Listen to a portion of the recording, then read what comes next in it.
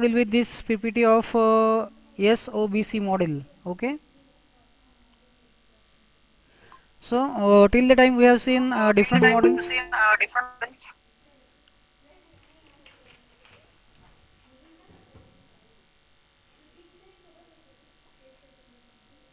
सगळ्यांना रिक्वेस्ट आहे तुम्ही वेळेवरती जॉईन व्हा, अदरवाईज व्हॉट विल हॅपन, प्रत्येकाला ॲडमिट करायला मला वेळ लागतोय, मग लेक्चर सोडून ते ॲडमिट करावं लागते.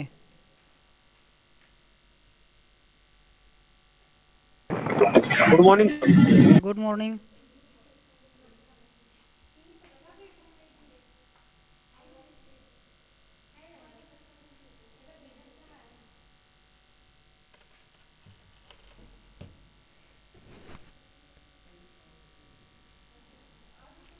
Okay, now we are going to deal with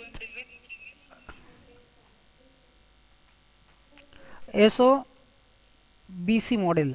So in this model there are different stages we have to see: stimulus, organism, that is individual, behavior, that is action, and consequences, that is the result. So for every behavior there is a cause.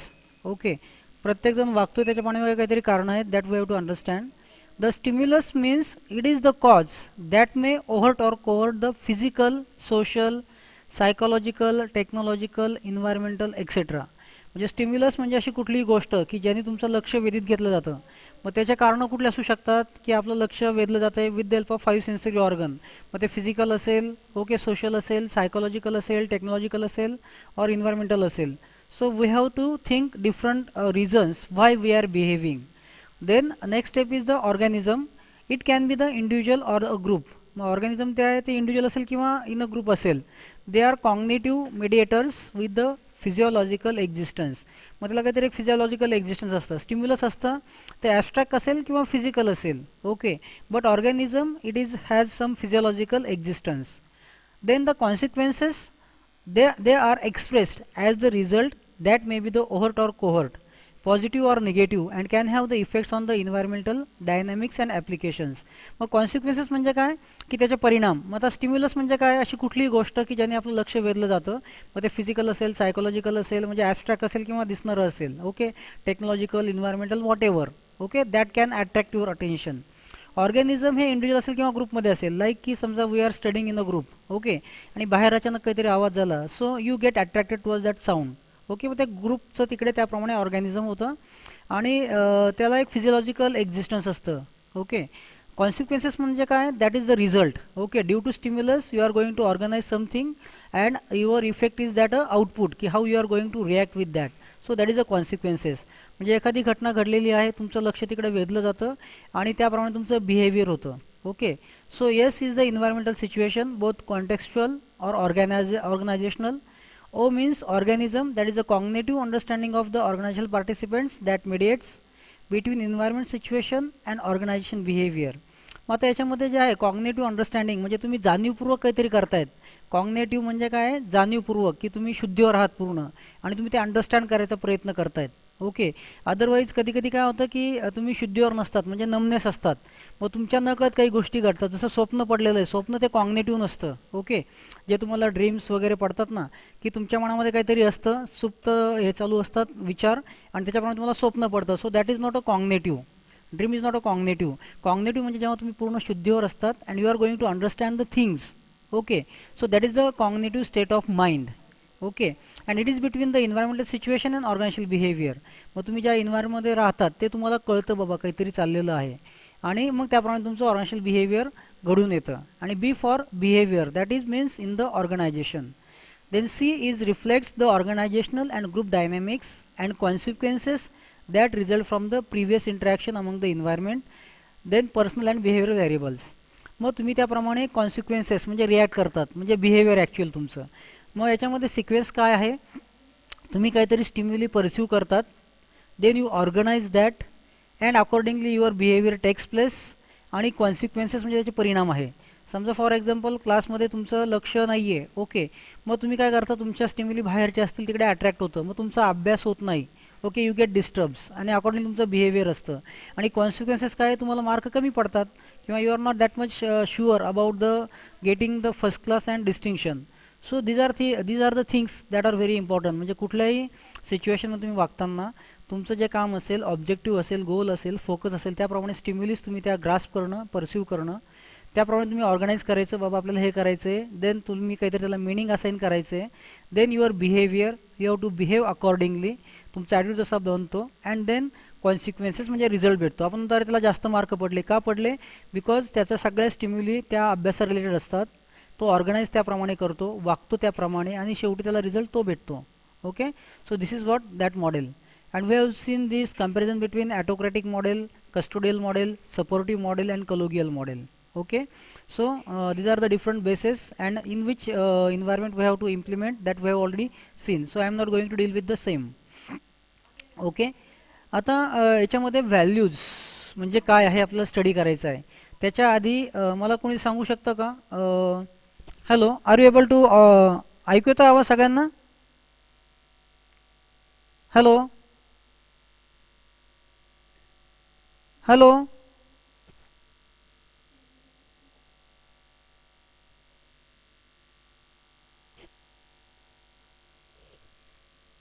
Hello, बरोबर.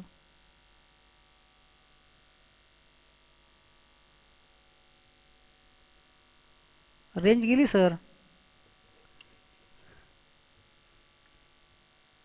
बडबड करतोय.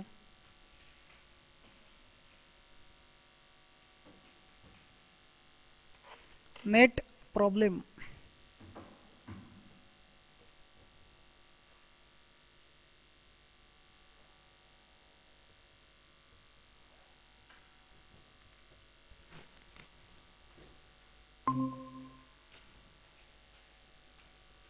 Hello hello, आवाज येतोय? Hello. Hello. हो हो येतोय sir, हो sir. Sir. Yes sir. अरे मग हो सर, येतोय प्रॉब्लेम. आवाज. ओके, मी आत्ता बडबड केली, काहीच ऐकून नाही आली याच्या आधी. सर आधी येत नव्हता आता. नाही नाही, नाही बडबड. सर. ओके, तुम्हाला हे model S B O C कळालं का? हॅलो. सर काय नाही ऐकूनच नाही सर. आलं सर. नाही कसं सर, झालं नाही आता आवाजच मगाशी? ओके. आवाज अटकतोय. हॅलो, इकडे थोडा रेंजचा इश्यू आहे का? हॅलो. हो सर हो तसंच सर, हो वाटतंय. सर.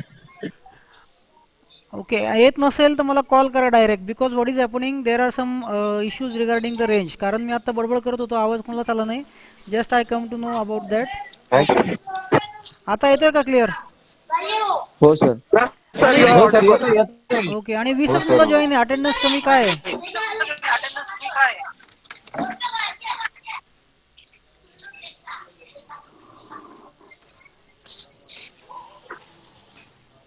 कल्पना नाही सर. ओके ओके, स्क्रीन दिसते आता तुम्हाला? हो सर. ओके, आता मी परत एकदा एक्सप्लेन करून सांगतो. S O B C model. Okay, आपण याचे ओके. मॉडेल्स पाहिलेत. 2 मिनिटं तुम्हाला दाखवतो. Just we have seen last lecture autocratic model, custodial model, supportive model, and collegial model. Okay, so also we have seen the differences between these models and when to utilize this model or implement this model. आणि आता शेवटचं model आहे ते S O B C model. S for stimulus, O for organism, B for behaviour, C for consequences. Okay, stimulus म्हणजे cause, organism means individual, it might be a group also, then behavior, that is the action, and that is resulted into the consequences, that means the results. Okay, we will see the stimulus. It is the cause that may overt or cohort, physical, social, psychological, technological and environmental etcetera. म्हणजे stimulus मी तुम्हाला मागे सांगितलं, अशी कुठली गोष्ट जे तुमचे 5 sensory organ grasp करतात किंवा त्यांचं लक्ष तिकडे खेचलं जातं, अट्रॅक्ट होतं. So that is called as stimulus. म्हणजे एखादा मोठा आवाज झाला तर आपण तो कानाने ऐकतो, मग त्या आवाजाला आपण स्टिम्युलस असं म्हणतो. ओके, एखादा जोरात पळतोय, आपण ते कॅप्चर करतोय, आपल्या डोळ्यांनी पाहतोय, मग त्याचं पळणं किंवा तो माणूस म्हणजे आपल्यासाठी स्टिम्युलस असतं. Okay, then organism, it can be individual or group. म्हणजे तुम्ही त्या गोष्टी असं ऑर्गनाईज करता, त्याला मिनिंग असाइन करता, त्याला ऑर्गॅनिझम असं म्हणतात. They have cognitive mediators with the physiological existence. मग ऑर्गॅनिझमला थोडं फिजिओलॉजिकल एक्झिस्टन्स असतं. आणि द कॉन्सिक्वेन्सेस म्हणजे रिझल्ट किंवा परिणाम, that are expressed as the result that may be overt or covert positive or negative and can have effects on the environmental dynamics and application.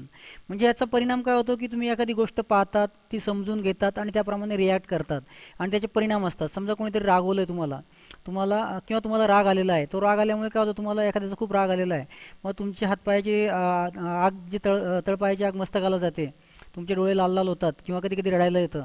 Okay, मग तुमचं ते वागणं त्याप्रमाणे असतं आणि कॉन्सिक्वेन्सेस काय, तुम्ही रागामध्ये वेडंवाकडं वागतात, त्याचे वाईट परिणाम येतात. ओके, मग हे झालं ओव्हरऑल SOBC मॉडेल. ओके, मग तुम्ही कुठल्या गोष्टीला कसं रिॲक्ट करतात, त्याचे कारणं काय आणि त्याचे परिणाम काय होतात, याला SOBC मॉडेल असं म्हणतात.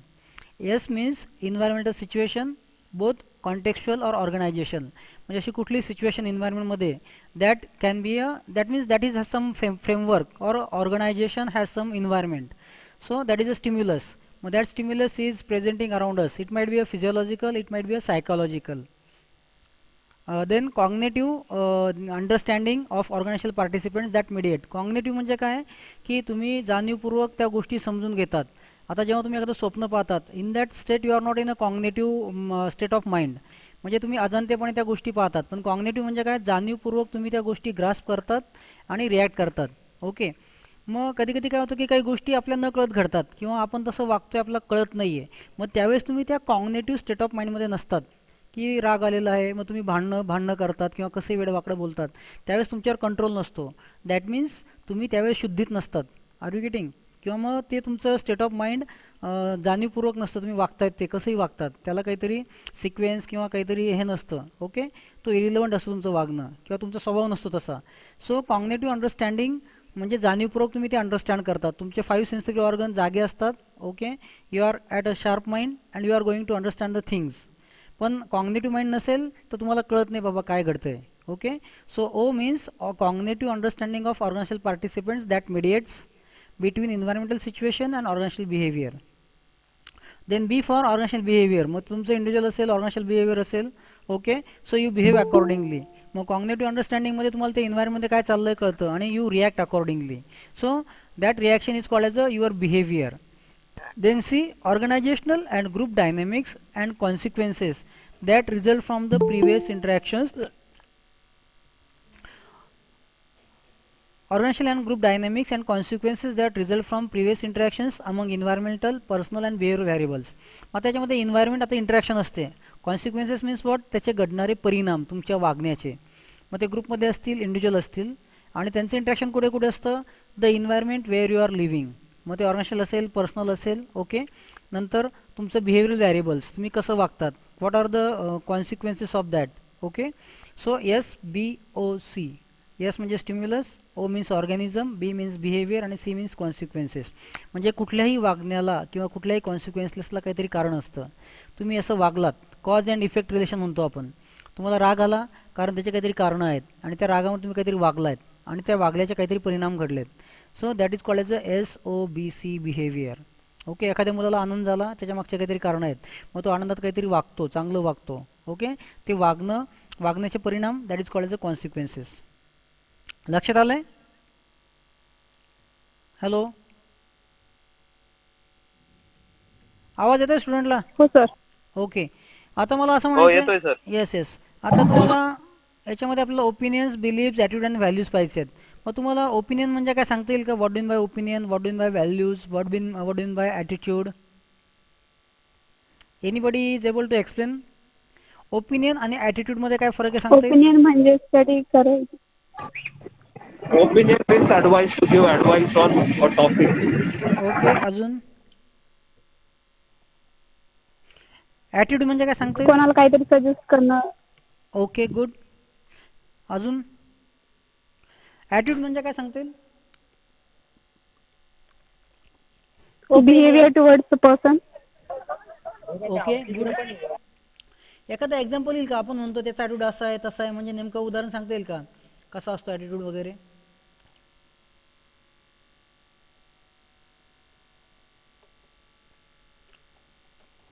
आपण म्हणतो त्याला लय ॲटिट्यूड आहे, म्हणजे नेमकं काय म्हणतो आपण? आपण जनरली शब्द वापरतो.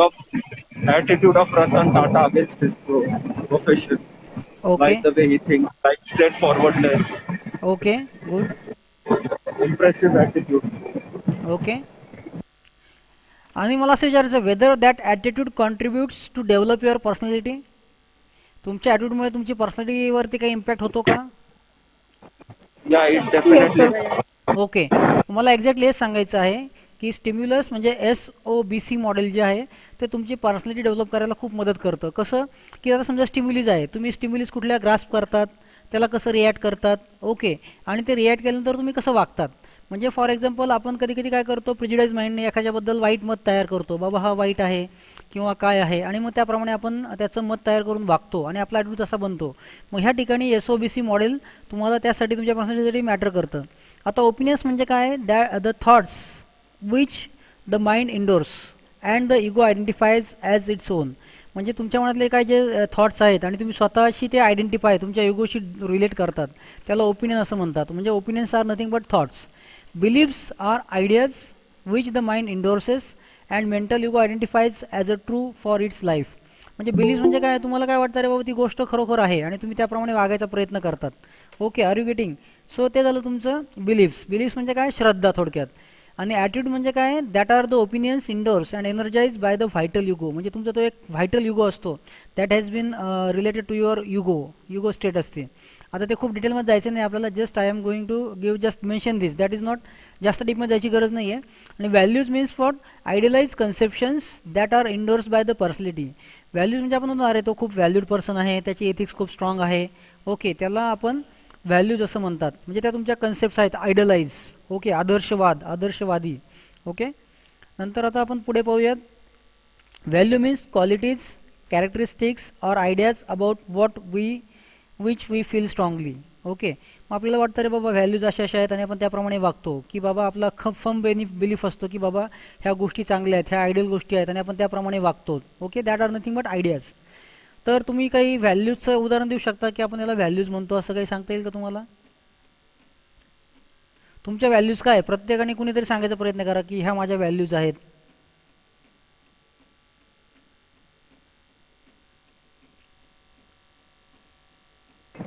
Values inbuilt by parents on their children's. Yes, अजून? Respect towards elders. Very good. अजून? म्हणजे just you should know the ideas about this, की what done by value, what done by attitude. ह्या जर गोष्टी तुम्हाला कळाल्या, माझे व्हॅल्यू समजा मला खोटं बोलायला आवडत नाही किंवा मी खोटं बोलणार नाही, दॅट इज माय की माझं बेस आहे, किंवा विश्वासघात न करणं, बोलेल तेच वागणं, लॉयल्टी, देन सिन्सिअरिटी, कमिटमेंट. म्हणजे तुम्ही जे बोलणार ते करणार असं वागला तर तुम्ही एक आयडियल पर्सन म्हणून कन्सिडर केला जाता. बाबा if you want to say no, you have to say no, otherwise हा म्हणायचं आणि नंतर नाही म्हणायचं किंवा ते करायचं नाही, मग त्या ठिकाणी तो पर्सन व्हॅल्यूड नाही असं म्हटलं जातं. आता तुमचं प्रोफेशनल लाईफ आहे, तुम्ही आत्तापासून तसं वागलात तर तुम्हाला त्याप्रमाणे काय म्हणतो रिस्पेक्ट भेटतो किंवा त्याप्रमाणे तुमची पर्सनॅलिटी तयार होते. मग ह्या ठिकाणी व्हॅल्यूज खूप मॅटर करतात, की तुमच्या जर व्हॅल्यूज नसेल तर तुम्हाला काही किंमत नसेल, की तुम्ही काम करतायत कंपनीचं, हा बॉसला म्हणायचं हा करतो मी, हे करेल ते करेल, आणि जेव्हा वेळ तेव्हा करायचं नाही, मग त्या ठिकाणी तुमचं व्हॅल्यू डाऊन होते. Are you getting? आणि व्हॅल्यू डाऊन झाल्यावर तुम्हाला तेवढी किंमत राहत नाही किंवा तुमचं पुढे काय म्हणतो त्याच्यावर तेवढा विश्वास लोक टाकत नाही, की you are not trustworthy person. मग ह्या व्हॅल्यूज तुमच्या आयडियलाइज असणं गरजेचं आहे आणि तुम्ही त्या फॉलो करणं गरजेचं आहे, okay. Our values affect our decision, goals and behaviour, that is very important. आपण म्हणतो अरे बाबा पर्सनॅलिटी म्हणजे काय, तो चांगला पर्सन आहे, मग त्याच्या व्हॅल्यूज चांगल्या असतात आणि त्या व्हॅल्यूज काय करतात, तुमच्या डिसिजनवरती, गोल्सवरती आणि बिहेवियरवरती इम्पॅक्ट करतात. अदरवाईज तुमच्या व्हॅल्यू काहीतरी तुम्ही सांगायला काहीतरी वेगळं सांगतात आणि वागतात वेगळं, तर त्या ठिकाणी तुमची पर्सनॅलिटी त्याप्रमाणे चांगली नसते किंवा you are not a ideal person, okay. मग तुम्ही लोकांपुढे आदर्श ठेवू शकत नाही आणि तुम्हाला तेवढी किंमत भेटत नाही. So you should have some your own values, ideal values, some ideas, some qualitative characteristics काय जे असेल ते, आणि तुमच्या मनात त्या व्हॅल्यू परफेक्ट असतील तर तुम्ही त्याप्रमाणे वागणं गरजेचं आहे आणि त्याप्रमाणे जर वागला तर तुम्हाला तशी किंमत मिळते, ओके. नंतर दुसरी गोष्ट, a belief or feeling that someone or something is worthwhile. Values म्हणजे काय, तुमचा काहीतरी ठाम बिलीफ आहे, बाबा आपण असं वागलं तर असं होईल, किंवा तुमच्या फिलिंग्ज आहेत त्या स्ट्रॉंग आहेत, ओके, आणि you are not going to compromise. काही लोक एवढे व्हॅल्यूड पर्सन असतात की ते कॉम्प्रोमाइज करत नाही सहजासहजी, ओके. त्यांच्या व्हॅल्यू फॉर्म्स आहे, बाबा काही झालं तरी चालेल, माझा लॉस झालं तरी चालेल, बट मी शब्द दिलेला आहे, I will follow that word of mouth काय असेल ते. तर मग त्या ठिकाणी त्या फर्म म्हणजे बिलीफ तुमचं वागणं असेल त्याच्यावर तुम्ही फर्म असाल तर तुमचं काहीतरी किंमत असते, something is worthwhile, values define what is of worth, what is beneficial and what is harmful. मग व्हॅल्यू काय सांगतं रे बाबा, आपण वर्थवाईल काय आहे म्हणजे योग्य काय आहे, फायद्याचं काय आहे आणि हार्मफुल काय आहे हे एक्सप्लेन करतं व्हॅल्यूज. की खोटं बोलणं चुकीचं आहे, खरं बोलणं ओके बेनिफिशियल आहे किंवा तुमची पर्सनॅलिटी चांगली असते, किंवा वर्ड ऑफ माउथ तुम्ही दिलेले शब्द पाळणं आहे. Okay. Then values are standards to guide your action, judgements and attitudes. मग तुम्हाला प्रॉपर पर्सनॅलिटी डेव्हलप करायची असेल आणि लोकांनी तुम्हाला फॉलो करायचं असेल, किंवा लोकांनी तुम्हाला असं वाटतं की लोकांनी माझं ऐकलं पाहिजे, माझ्यावर ट्रस्ट ठेवला पाहिजे, मग you have to set some standards in terms of values. So it will guide your action, your behaviour, judgement, attitude. Okay, जे काय असेल तुमचं वागणं, ॲक्शन, बिहेवियर ते तुम्हाला गाईड करतं. तुमच्या व्हॅल्यूज जर रॉंग असतील, म्हणजे कधी काही लोक चुकीच्या गोष्टींवरती विश्वास ठेवतात किंवा ते फॉलो करतात, तर in that case what is happening, you also behaviour accordingly and people pursue you that you are a wrong person. So it is very important की you should follow some values, you should firm on that. Okay. So your behaviour, attitude, judgement will based on that. मग तुम्ही चुकीचं काय करत असताल आणि तुमच्या value firm असतील, स्टँडर्ड असतील चांगल्या, तर तुमचं बिहेवियर चुकीचं असणार नाही आहे. So that is very important. So first thing is that you should understand the values, and there are different angles to the values: life perspective, society, natural world and individual. So you should have some values regarding all these things. There are different angles and directions, dimensions. So समजा तुमच्या लाईफच्या हिशोबाने कुठल्या values आहे, सोसायटीसाठी कुठल्या आहे, सोसायटीसाठी welfare की बाबा अपंगाला मदत केली पाहिजे, वृद्ध लोकांना रस्ता क्रॉस करून दिला पाहिजे. So you should have some values, आणि तुमच्या व्हॅल्यूज जर स्ट्रॉंग असतील, फर्म असतील, तर ते तुमच्या बिहेवियरमधून रिफ्लेक्ट होतात. Okay. Otherwise what is happening की बाबा तुम्ही व्हॅल्यू नुसत्या म्हणण्यापुरत्या आहेत, वागण्यात ॲक्शन दिसत नाही, it is of no use. तुम्ही विचार खूप चांगलं करतायत, okay, simple living, high thinking, पण थिंकिंग तुमचं जर प्रॅक्टिकली येत नसेल तर त्या व्हॅल्यूला काहीच उपयोग नाही आहे. Okay. So you should be very firm. Then emotions, you are able to see different faces having different emotions. मग तुम्ही देखील काय करायचं, you should stand in front of the mirror and observe your feelings, की तुमच्या feelings कुठल्या आहेत आणि तुमच्या चेहऱ्यावर एक्सप्रेशन कसे असतात, बॉडी लँग्वेज कशी असतात. सो काय होतं कधी कधी you pass on the message through your feelings, emotions.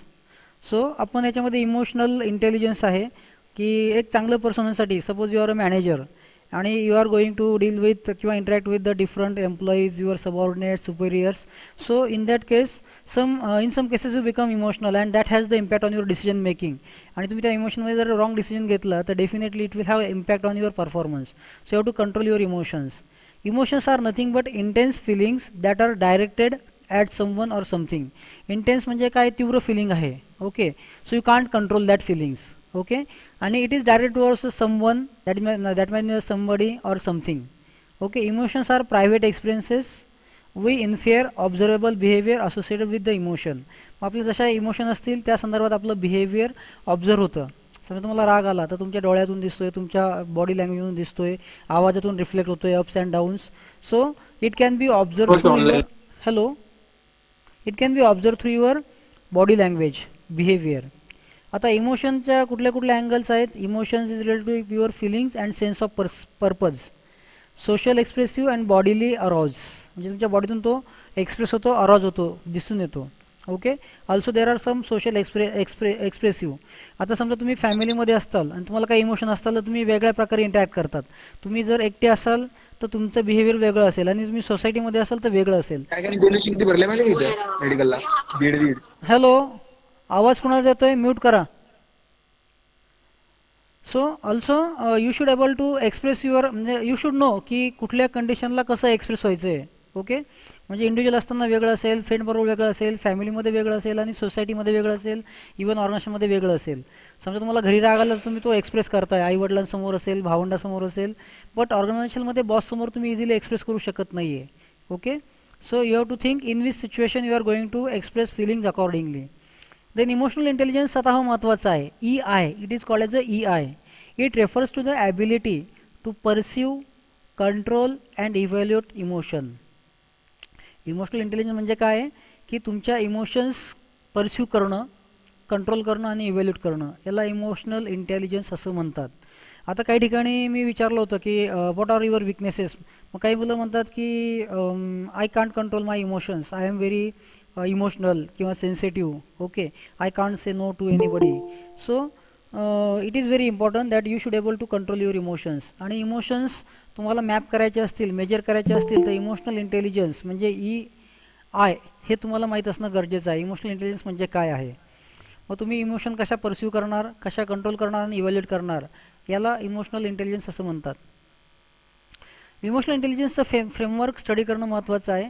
त्याच्यामध्ये self awareness and developing positive sense of self worth, की काही गोष्टी तुम्ही स्वतःला अंडर एस्टिमेट करतात किंवा there is some inferiority complex in between you, की बाबा काहीतरी झालं लगेच तुम्ही स्वतःला दोष देणार वगैरे लाईकवाईज. मग तुम्हाला स्वतःची किंमत माहीत असणं गरजेचं आहे. आपण म्हणतो ना, अरे बाबा याची किंमत अशी आहे, त्याची किंमत तशी आहे, किंवा माझी किंमत कुणाला नाही, आपण असं म्हणतो. पण त्या ठिकाणी तुम्ही स्वतःला ओळखणं गरजेचं आहे. You should have that self awareness. Okay. Then problem solving.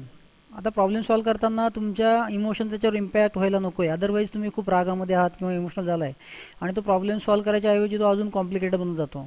So that म्हणजे इमोशनल तुम्ही असल्याचा परिणाम तुमच्या डिसिजन मेकिंगवरती होतो किंवा प्रॉब्लेम सॉल्विंगवर होतो.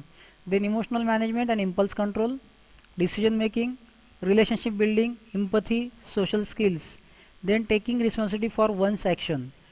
तर मग या ठिकाणी तुमचा इमोशनल इंटेलिजन्स तुम्हाला ह्या फ्रेमवर्कवरती वर्कआउट करतो, की डिसिजन मेकिंग असेल, प्रॉब्लेम सॉल्विंग असेल, इमोशनल मॅनेजमेंट असेल, ह्या गोष्टी खूप महत्त्वाच्या आहेत.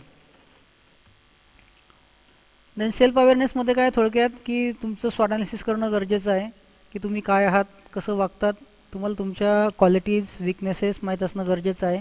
आणि you have to manage yourself accordingly, that is called as a self management. So it is nothing but ability to control emotions and impulses. कधी कधी आपण खूप हायपर होतो. ओके.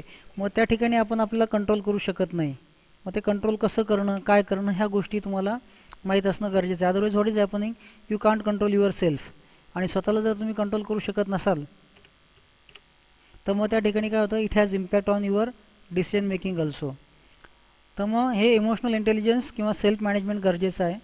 सोशल अवेअरनेस, तुम्हाला सेल्फ मॅनेजमेंट, सेल्फ अवेअरनेस बरोबर social awareness गरजेचं आहे, की बाबा सोसायटीत काय चाललं आहे. लाईकवाईज आता कोरोना आहे, कोविड नॉर्म्स तुम्हाला फॉलो करणं गरजेचं आहे. मग त्या ठिकाणी you can understand the emotions, needs and concern of other people. म्हणजे you have to consider other peoples. Okay. People, की समजा आता तुम्ही एखाद्या ऑर्गनायझेशनमध्ये वर्कआउट करतायत, there are employees who are working under you. So treat them as a human being also, की त्यांना देखील फिलिंग्ज आहेत. ओके. त्यांच्या मनाचा, माइंडचा तुम्हाला विचार केला पाहिजे आणि ह्या गोष्टी खूप महत्त्वाच्या आहेत. Okay. Empathy, this is perhaps second most important element of the emotional intelligence. Empathy is the ability to identify with and understand the want, needs, viewpoints of those around you. आता इम्पथी म्हणजे काय, थोडक्यात सहानुभूती. Sympathy म्हणजे सहानुभूती. Empathy म्हणजे काय, अरे बाबा आपल्या समोरचा जो माणूस आहे त्या माणसाच्या नीड्स काय आहेत, तो काय विचार करतो, त्याला काहीतरी इमोशन्स आहेत, हे तुम्हाला कळणं गरजेचं आहे. अदरवाईज वडील आपण, की तुम्ही कधी कधी ॲटोक्रॅटिक मॉडेलमध्ये काय होतं, की तुम्ही बाकीच्या लोकांना ट्रीट करताना त्यांच्या मेंटॅलिटीचा विचार करत नाही आहे. मग त्या ठिकाणी काय होतं, की त्या लोकांना तुम्ही प्रॉपर ट्रीटमेंट दिली नाही तर ते लोक म्हणजे हे होतात, की they are not able to work properly. You underestimate that. मग इम्पथीमध्ये काय होतं, की त्यांच्या नीड्स, वॉन्ट्स काय काय आहेत, त्यांचे व्ह्यू पॉईंट्स काय आहेत, त्यांचे इमोशन्स काय आहेत, हे अंडरस्टँड केलं जातं. So people with empathy are good at recognising feelings of others even when those feeling may not be obvious. Okay, as a result, empathy people are usually excellent at managing relationships, listening, relating to others. मग आता personal relations जे manage करायचे असतात ना, आपण म्हणतो अरे बाबा तो खूप लोकांना चांगलं रिस्पेक्टफुली बोलतो, त्यांना समजून घेतो. हे समजून घेणं किंवा हे करणं म्हणजे काय असतं, इम्पथी फॉर अदर्स. की तुम्ही बाकींच्या मनाचा विचारच केला नाही आणि तुमच्या मनाप्रमाणे वागत राहिला तर त्या ठिकाणी काय होतं, की त्या लोकांचं आउटपुट चांगलं भेटत नाही. सो इम्पथी, की यू शुड बिहेव अकॉर्डिंगली, की बाबा लोकांना काय पाहिजे आहेत. ओके. त्यांच्या इमोशन्स काय आहेत, त्यांच्याबरोबर रिलेशन चांगले मेंटेन ठेवणं गरजेचं आहे, त्यांना अंडरस्टँड करणं गरजेचं आहे, त्यांचं म्हणणं ऐकून घेणं गरजेचं आहे. म्हणजे लोकांना इम्पथीच्या अँगलनी खूप चांगले असतात, ते लोकांशी चांगलं डील करू शकतात, चांगले रिलेशन डेव्हलप करू शकतात आणि त्याचा इम्पॅक्ट तुमच्या परफॉर्मन्स मॅनेजमेंटवरती पडतो. अदरवाईज वाटेल आपण, की बाबा तुम्ही सगळं लोकांना काम करून घेतात मान्य आहे, पण त्यांच्या फिलिंग्स जर समजून घेतल्या नाही आणि तुम्ही त्याप्रमाणे वागत राहिला तर it will have definitely impact on their performance. Otherwise ते प्रॉब्लेममध्ये आहेत, त्यांचे प्रॉब्लेम तुम्ही समजूनच घेतले नाही. So there might be hurdles while working. Then motivation, people with a high degree of emotional intelligence are usually motivated. म्हणजे ज्यांच्यात इमोशनल इंटेलिजन्स चांगला आहे, त्याची डिग्री हाय आहे, ते मोटिवेटेड चांगले असतात, सेल्फ मोटिवेटेड असतात आणि they are also motivating others. म्हणजे जे लोकांचा विचार करतात, ज्यांच्या फिलिंगला रिस्पेक्ट करतायत, अशा लोकांचं मोटिवेशन चांगलं असतं, सेल्फ मोटिवेशन आणि to motivate others. They are willing to defer immediate results for long term success. They are highly productive, love a challenge and very effective in their work. Okay, and their performance. आता emotional इंटेलिजन्सचा benefit काय आहे? Self management and relationship management we already seen. Emotional intelligence in a work place, लोकांना proper तुम्ही हे करू शकतात, manage करू शकतात. डिसिजन मेकिंगला फायदा होतो. कम्युनिकेशन प्रॉपर तुमचं मेंटेन होतं, रिलेशनशिप मेंटेन होतात. ओके. आता आय क्यू म्हणजे इंटेलिजन्स कोइफिशियंट आणि you Q means emotional intelligence. तर याच्यातला कोणी फरक सांगू शकता? आय क्यू आणि यू क्यू. हॅलो, आवाज ऐकू येतोय का? Yes, sir. आता हे तुमच्या समोर आहे. Yes, sir. Just are you able to differentiate between I Q and U Q?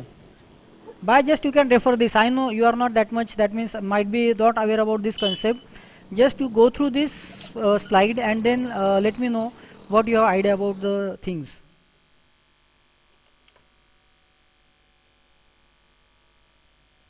आता थांबा, हे ब्लॅक.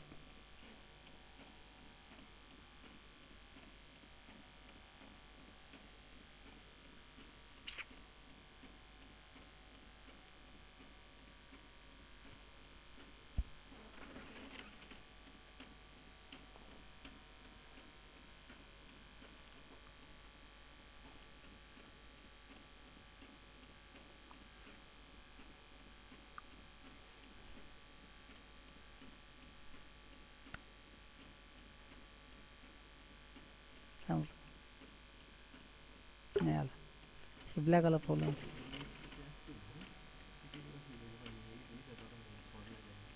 हे पण ब्लॅक सोडला ना.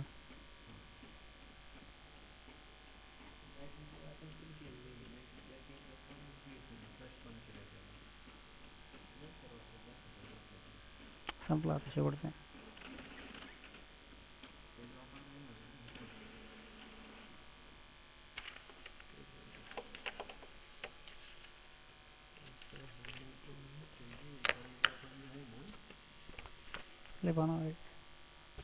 हॅलो, वाचतायत ना? Hello,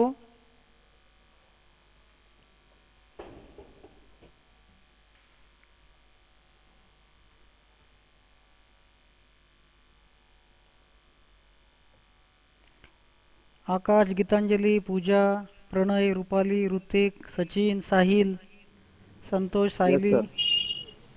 So are you able to read now? Yes, sir. Yes, sir. Yes, sir. Yes, sir. Okay, Yes, sir. just tell me Yes, the sir. difference. Yes, Yes. what do you understand about the IQ and EQ? Just I want to know.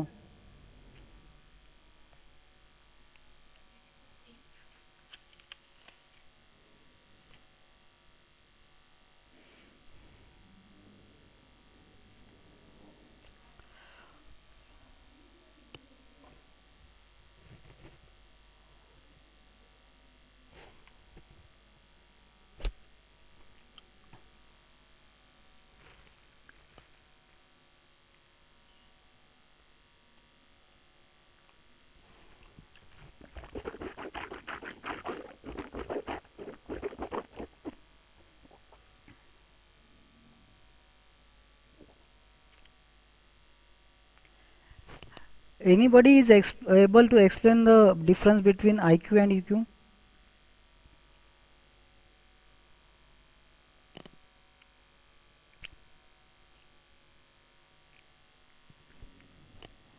Hello. Yes. Sir Hrithik, Yes, yes. Intelligence ही म्हणजे मला वाटतं की एखाद्या विद्यार्थ्याची grasping power असते की तो कॅप्चर करू शकतो, अशी जी इनबिल्ट आपण म्हणतो लहानपणापासून. I Okay. थिंक मला वाटतं त्याला इंटेलिजन्स म्हणत असतील. आणि इमोशनली म्हणजे इम्पथी टाईप म्हणजे EQ असेल. Okay. Good. Very good. आता थोडक्यात अजून कोणाला बोलायचं आहे का? What you understand about this? IQ means, sir, जे जन्मताही आपल्यामध्ये आला आहे. ओके जेनेटिक्सनुसार. आणि EQ मीन्स जे आपण जे शिकत राहतो सर्व काही. ओके IQ ने आपण म्हणजे लवकर ग्रास्पिंग करू शकतो आणि प्लस स्कूल एक्झाम मध्ये त्याचा फरक पडू शकतो. ओके शालेय ज्ञान आणि व्यावहारिक ज्ञान. Okay very good. अजून आता इंटेलिजन्स म्हणजे काय? तुमची बुद्धिमत्ता. ओके. इमोशन म्हणजे काय? तुमच्या फिलिंग्स. ओके. तर तुम्हाला हे ॲक्च्युली कळलं पाहिजे बाबा आपला IQ किती आहे. IQ म्हणजे काय? तुम्ही किती शार्प आहात, तुम्ही किती बुद्धिमान आहेत, आणि तो मेजर केला जातो. वेगवेगळ्या टेस्ट असतात, IQ टेस्ट असतात. ओके. आणि UQमध्ये इमोशनल कोइफिशियंट त्याला असं म्हणतो आपण. तर मग इंटेलिजन्स म्हणजे काय? ते इनबॉर्न असतं की जन्मताच तुम्ही किती बुद्धिमान आहात. ओके. त्याच्यामध्ये ग्रास्पिंग पॉवर किंवा काय ज्या गोष्टी त्याच्यात सगळ्या समाविष्ट असतात की बाबा कॉमन सेन्स असेल किंवा काय असेल. तर मग समजा तुमचं किती मार्क पडलेत, तुम्ही किती हुशार आहात. कधी कधी हुशार म्हटलं ना किंवा बुद्धिमान म्हटलं तर एक तर अभ्यासात असतो पुस्तकी किडा किंवा तो खूप हुशार आहे, अभ्यास करून चांगले मार्क पाडतो, मग त्याला तो इंटेलिजंट म्हणता. काही जण व्यवहार ज्ञानामध्ये हुशार असतात, व्यावहारिक नॉलेज असतं. ओके. मग हुशार हे दोन कन्सेप्टमध्ये आहे, अभ्यासात आणि प्रॅक्टिकल नॉलेज. ओके. स्टडी आणि प्रॅक्टिकल नॉलेज. मग इंटेलिजन्स ह्या दोन याच्यामध्ये विभागला गेला. काही लोक काय असतात, अभ्यासात हुशार नसतात पण प्रॅक्टिकल नॉलेजमध्ये किंवा व्यावहारिक नॉलेजमध्ये हुशार असतात. म्हणजे काही बॅक बेंचर्स असतील, ते बिझनेसमध्ये चांगले हुशार असून त्याच्यातून ते इन्कम कमवतात. कधी कधी टॉपर मुलं असतात, लाईफमध्ये फेल होतात, म्हणजे त्यांना इंटेलिजन्स यांच्यात खूप आहे पण प्रॅक्टिकली ते लाईफमध्ये अनसक्सेसफुल असतात. मग पैसा कमवणे असेल किंवा काय ज्या गोष्टी असतील. ओके. त्यांना मार्क कमी पडलेले आहेत काही लोकांना, पण त्यांनी काय केलं आहे, लाईफमध्ये सक्सेसफुल आहेत. आर यू गेटिंग ना? ह्या गोष्टी आहेत प्रॅक्टिकली. मग ह्या गोष्टी आता सक्सेस कशावर अवलंबून आहे? तुमच्या हुशारीवर अवलंबून आहे का इमोशनमध्ये आहे? आता हुशारी जी आहे तुम्हाला इनबॉर्न आलेली आहे, इंटेलिजन्स. ओके. मग तुम्ही तो डेव्हलप करू शकतात, शार्प करू शकतात, वेगवेगळे स्किल्स ॲक्वायर करू शकतात किंवा वेगवेगळं नॉलेज घेऊ शकतात. तुमचा इंटेलिजन्स आहे तो त्याप्रमाणे तुम्ही शार्प करून तुम्हाला ज्या फील्डमध्ये जायचं ते करू शकतात. आणि इमोशन इंटेलिजन्समध्ये काय की इम्पथी येते. इम्पथी म्हणजे काय?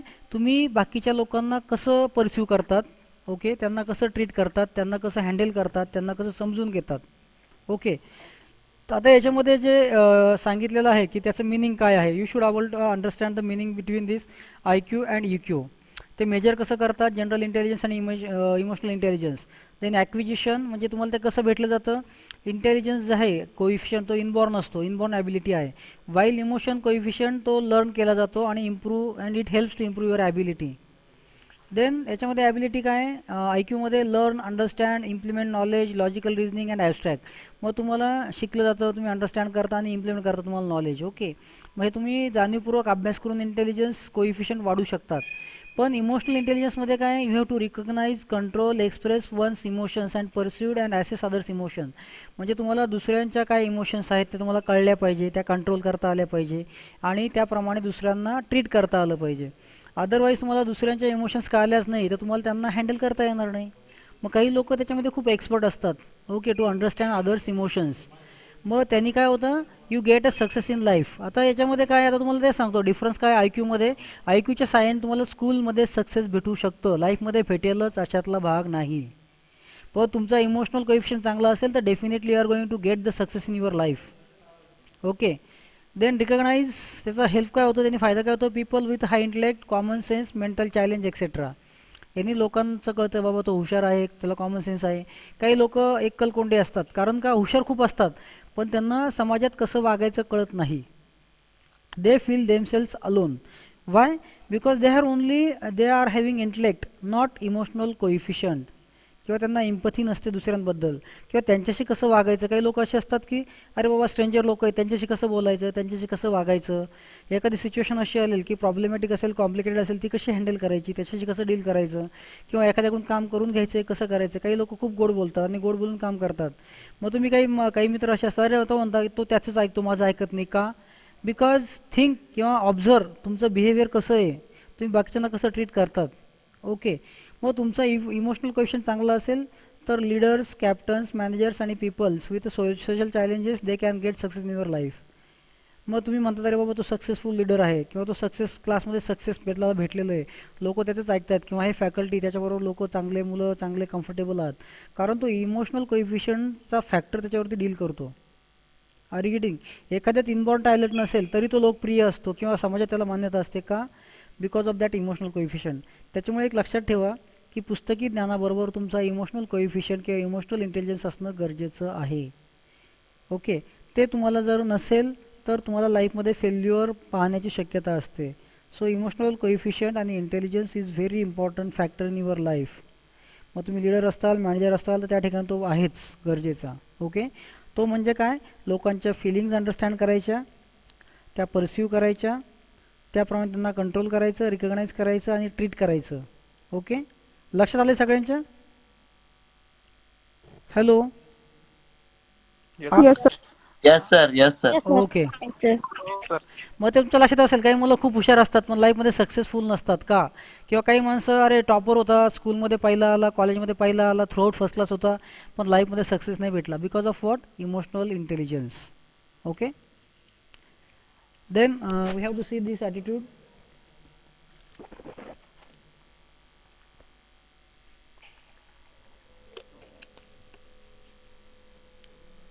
Now attitude.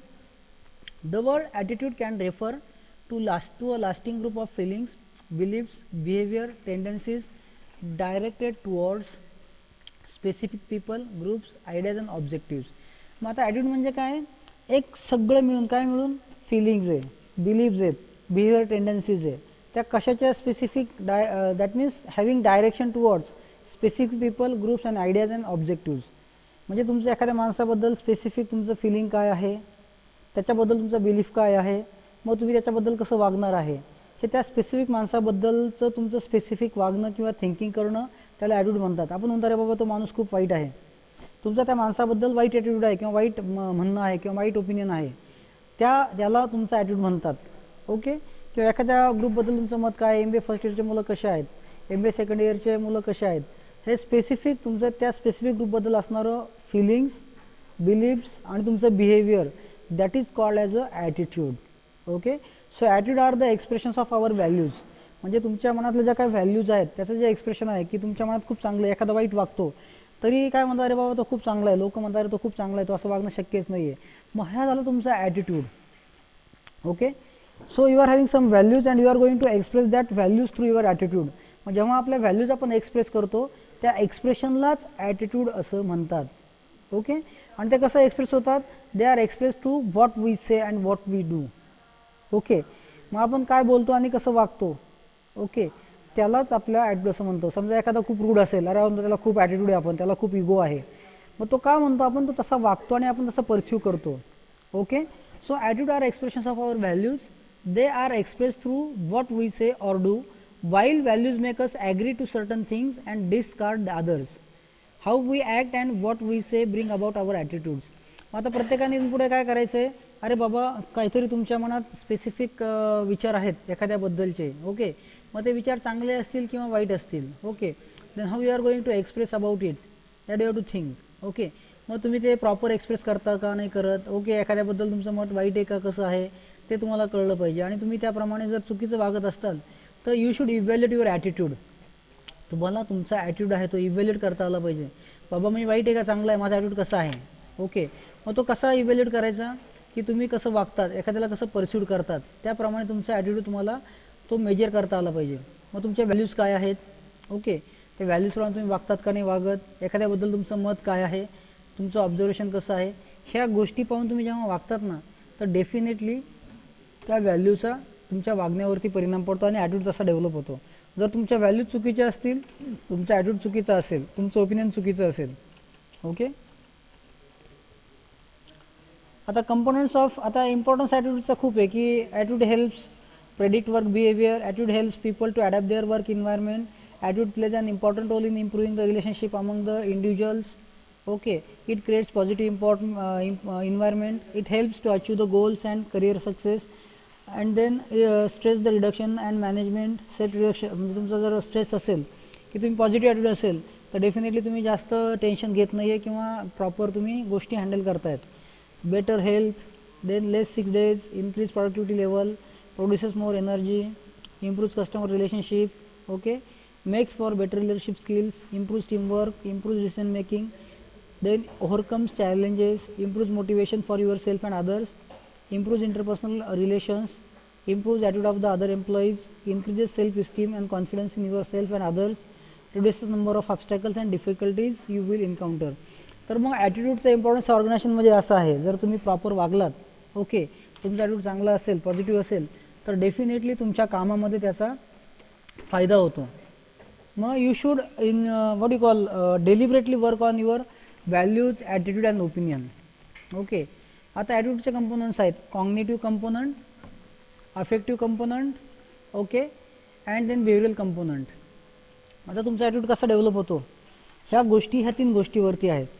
जर तुम्हाला एक कंपोनंट प्रॉपर करले ॲटिट्यूडचे, तर definitely it will help to develop your attitude.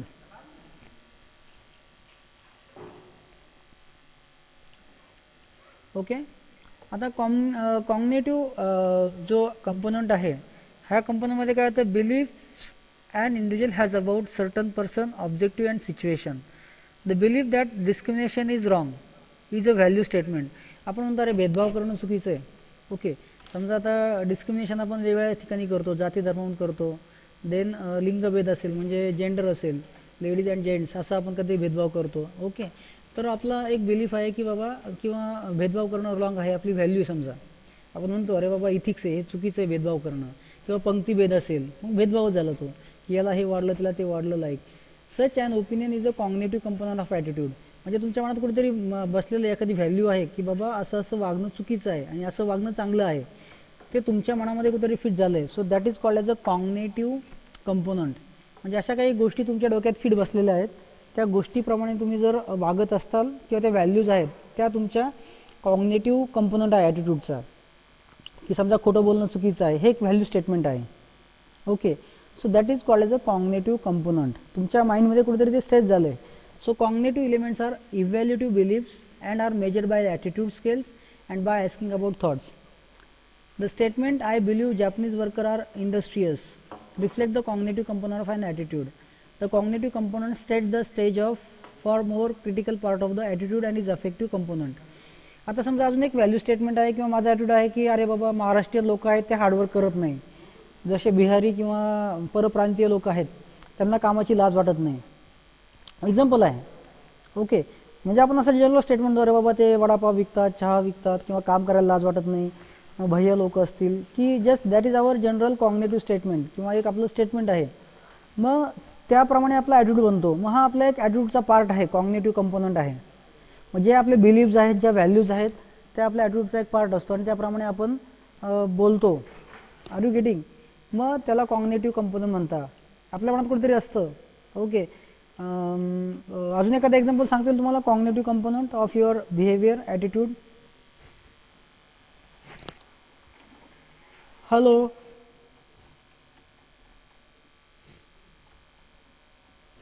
आवाज येतोय का? हॅलो, येतोय सर. कॉग्नेटिव्ह कंपोनंटचा अर्थ सांगता येईल का तुम्हाला? एखादं एक्झाम्पल देता येईल का? जसं मी सांगितलं की परप्रांतीय लोक कुठलंही काम करायला तयार असतात, ते पैसे कमवायसाठी झाले असतात, they are ready to work anything, की त्यांना कामाची लाज वाटत नाही. आपल्या महाराष्ट्रीयन लोकांना कामाची लाज वाटते.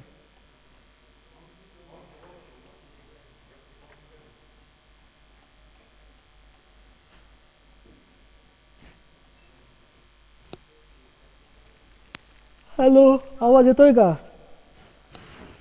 हो सर. सांगा ना मला त्याचा अर्थ काय होतो कॉग्नेटिव्ह कंपोनंटचा, एखादा एक्झाम्पल सांगा ना.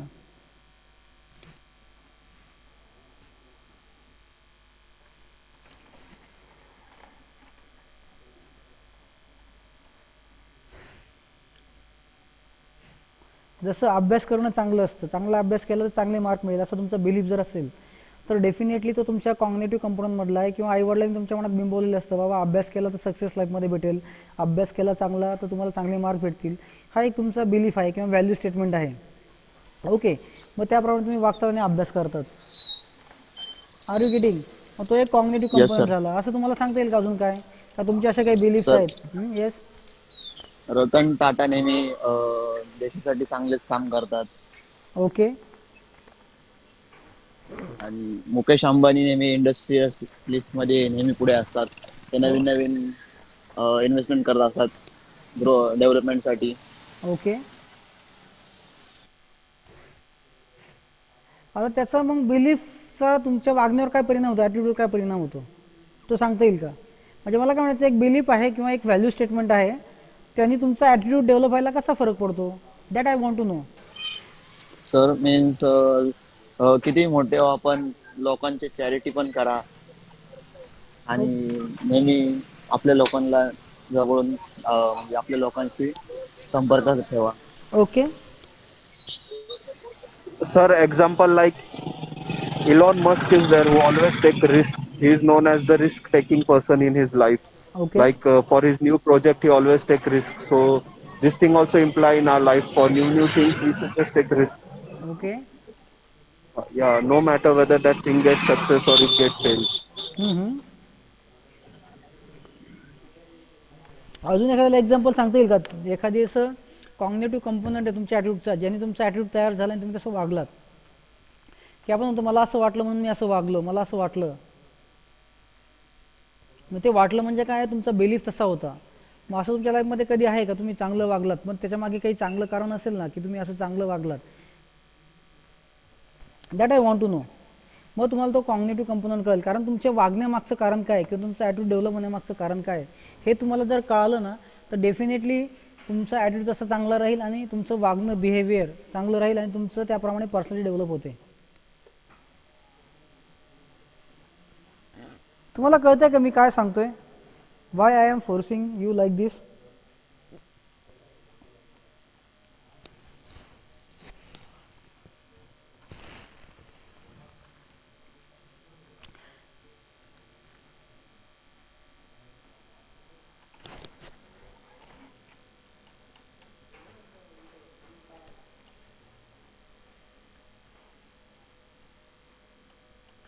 समजा तुमचं आईवडिलांशी भांडण झालं तर तुम्ही त्यांच्याशी मारामारी करता का? हॅलो, अरे मुलं लेक्चरला आहेत का, नुसतं ऑन केलंय, मला काही कळत नाही. नो सर, आहे सर. आहे सर. Hi sir. मग तुम्हाला तुमच्या आईवडिलांचा राग आला, तुम्ही त्यांच्याशी भांडणं करतात का, मारतात का त्यांना? No sir. Hi sir. नाही. का बरं, का बरं? कारण की ते मोठे आहेत आमचे. ओके.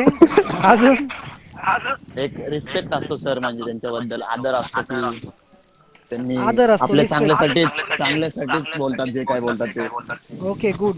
आता समजा आता तुम्ही म्हणतात मोठे दोन मित्र आहेत, दोघं मोठे आहेत, त्यांच्यात भांडणं झाली, एखादा खूप मोठा आहे, भाऊ मोठा आहे, तरी आपण मारामारी करतो भावाबरोबर, पण आई वडिलांबरोबर करत नाही. कारण काय, रिस्पेक्ट जो फॅक्टर आहे, त्यांनी आपल्याला जन्म दिलेला आहे, वाढवलेला आहे, चांगले संस्कार केलेले आहेत, त्यांना आपण रिस्पेक्ट देतो. ओके, मग तो कॉग्निटिव्ह कंपोनंट आला तुमच्या मनात कुठेतरी आहे, हे आपण वडीलधाऱ्यांचा रिस्पेक्ट केला पाहिजे.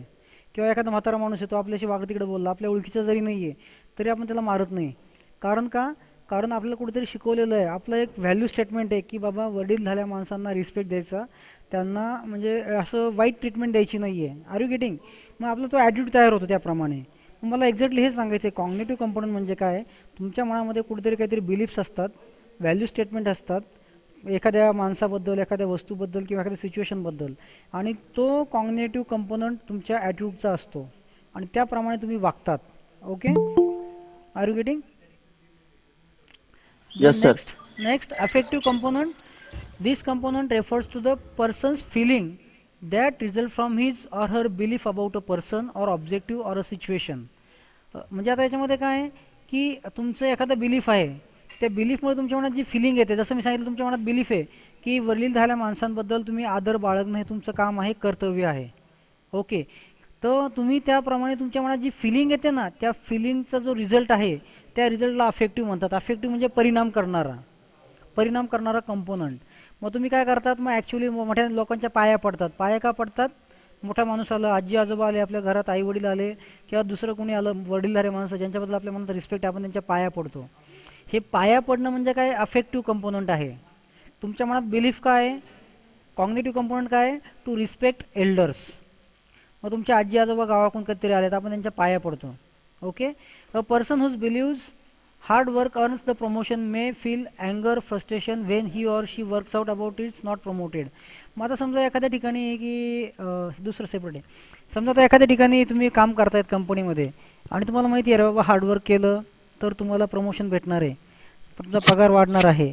ओके, तुम्हाला चांगलं पद भेटणार आहे आणि तुम्ही खरोखर खूप हार्डवर्क करतात, खूप चांगलं काम करतात. ओके, आणि जेव्हा तुमचं अप्रायझल असतं, तुम्हाला प्रमोशन द्यायची वेळ येते, त्यावेळेस तुम्हाला प्रमोशन दिलं जात नाही. मग त्या ठिकाणी तुम्हाला राग येतो आणि प्रमोशन दुसराच कुठला तरी वशिल्याचा मुलगा असेल किंवा जो माणूस असेल एम्प्लॉई त्याला दिलं जातं. मग त्या ठिकाणी you can't control your feeling. Okay, मग तुमच्या मनात कुठेतरी बसलेलं आहे, बाबा हार्डवर्क केलेलं आहे, मी चांगला रिझल्ट दिलेला आहे, चांगलं काम केलेलं आहे, ओके, कंपनीचा फायदा झालेला आहे, मला प्रमोशन भेटेलच पाहिजे, यू डिझर्व फॉर दॅट. आणि जो व्यक्ती जो हार्डवर्क करत नाही पण त्याला प्रमोट केलेलं आहे, अशा ठिकाणी तुम्हाला राग येणं स्वाभाविक आहे. ओके, मग तुम्ही रागाच्या भरात काही वागतात, मग that is called as a affective component. Okay, are you getting? Okay okay okay okay sir.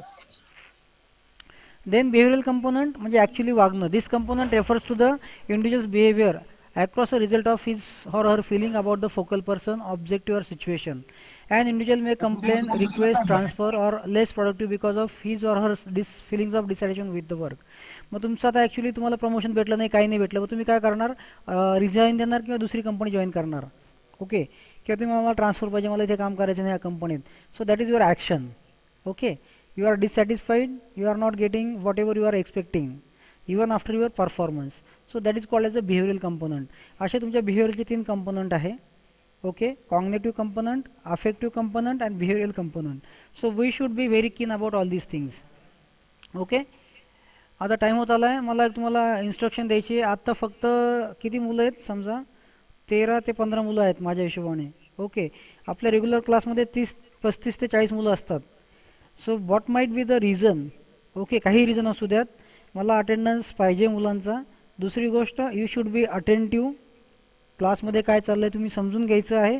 आणि तिसरी गोष्ट, तुम्ही वेळेवरती जॉईन व्हा. अदरवाईज व्हॉट विल हॅपन की आत्ता शेवटपर्यंत मुलगा शेवटचे 5 मिनटापूर्वी जॉईन झाला आहे. आत्ता 11:40ला का 11:39ला एक मुलगा जॉईन झाला होता.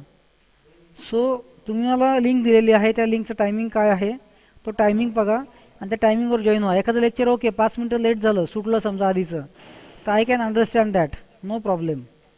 पण एक अर्धा तासाने पाऊण तासाने तुम्ही जॉईन होता, दॅट इज नॉट गुड. सगळं समजलं, कळते सगळ्यांना? हो सर.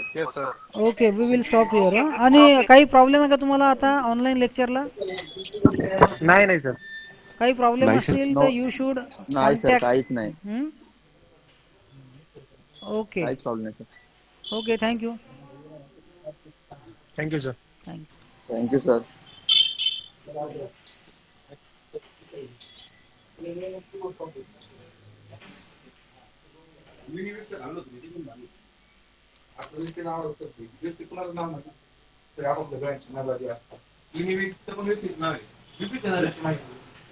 नाही